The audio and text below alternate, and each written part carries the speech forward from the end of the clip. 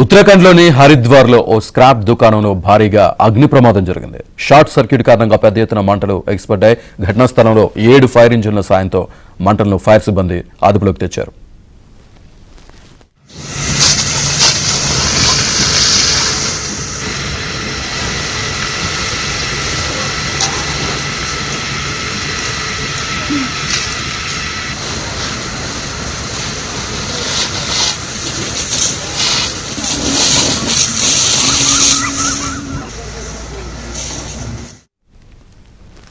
ఉత్తరాఖండ్లోని హరిద్వార్లో ఓ స్క్రాప్ దుకాణంలో భారీగా అగ్ని ప్రమాదం జరిగింది. షార్ట్ సర్క్యూట్ కారణంగా పెద్ద ఎత్తున మంటలు ఎగిసిపడ్డాయి.